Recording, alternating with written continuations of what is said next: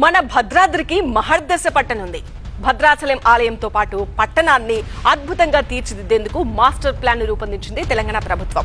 3 దశల్లో జరగనున్న అభివృద్ధి పనులకు ముఖ్యమంత్రి రేవంత్ రెడ్డి ఈ ఉదయం భూమి పూజ నిర్వహించారు.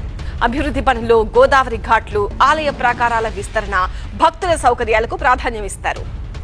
పవిత్ర గోదావరి తీరాన భద్రకొండపై కొలువైన శ్రీరాముడి క్షేత్రం భద్రాచలం. శ్రీరామ క్షేత్రాలు ఎన్ని ఉన్నప్పటికీ దక్షిణ అయోధ్యగా పేరుగాంచింది భద్రాచలం శ్రీ సీతారామచంద్ర స్వామి ఆలయం.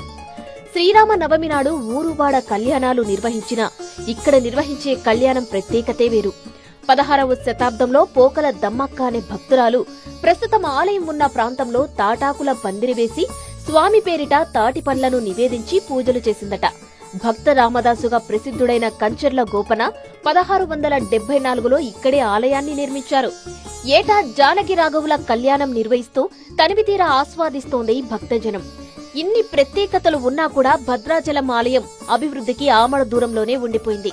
దీంతో ఈ ఆలయాన్ని అభివృద్ధి చేయడానికి మాస్టర్ ప్లాన్ రూపొందించింది ప్రభుత్వం.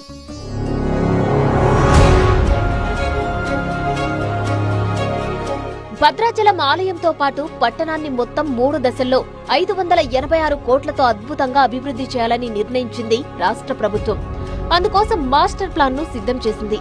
351 కోట్లతో చేపట్టిన మొదటి దశ పనులకు ముఖ్యమంత్రి రేవంత్ రెడ్డి భూమి పూజ చేశారు. మొదటి దశలో గోదావరి ఘాట్ అభివృద్ధి, ఆలయ పరిసరాల విస్తరణ, మౌలిక వసతుల మెరుగుదల పనుల్ని చేపడతారు.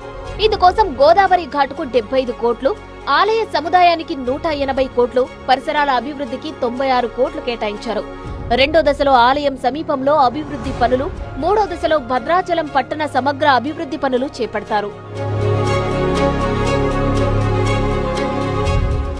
ఆగమశాస్త్ర నిబంధనలకు, ఆలయ సహజత్వానికి ఎలాంటి భంగం కలగకుండా అభివృద్ధి పనులు చేపట్టాలని ముఖ్యమంత్రి రేవంత్ రెడ్డి అధికారులను ఆదేశించారు. వచ్చే ఏడాది జరగనున్న గోదావరి పుష్కరాలను దృష్టిలో ఉంచుకుని మొదటి దశ పనులను 2027 మార్చి 31 నాటికి పూర్తి చేయాలని లక్ష్యంగా పెట్టుకున్నారు. ఇందులో భాగంగా పుష్కర ఘాట్ల నిర్మాణం, భక్తులకు అవసరమైన క్యూలైన్లు, మౌలిక సదుపాయాల కల్పనకు ప్రాధాన్యత ఇస్తారు. ఇప్పటికే పూర్తయిన భూసేకరణకు అనుగుణంగా సిద్ధం చేసిన పలు డిజైన్లను సీఎం రేవంత్ ఆమోదించారు. గోదావరి పుష్కరాల తర్వాత 2-3 దశల్లో ఆలయ పరిసరాల విస్తరణ, ఆధ్యాత్మిక కారిడార్ అభివృద్ధి వంటి పనులను మొదలు పెడతారు. రాబోయే 200 ఏళ్ల అవసరాలను దృష్టిలో ఉంచుకుని ప్రణాళికలు ఉండాలని, భక్తులకు ఎక్కడ ఇబ్బంది కలగకుండా దశల వారీగా పనులు పూర్తి చేయాలని భావిస్తోంది ప్రభుత్వం.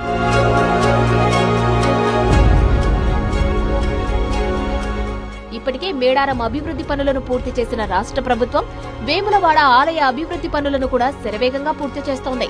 అదే క్రమంలో ఇప్పుడు భద్రాచలం అభివృద్ధిపై దృష్టి సారించింది. గతేడాది భద్రాచలం పర్యటనకు వెళ్లిన ముఖ్యమంత్రి రేవంత్ రెడ్డి ఆలయ సమగ్ర అభివృద్ధికి హామీ ఇచ్చారు. అందులో భాగంగానే పనులను మొదలుపెట్టారు.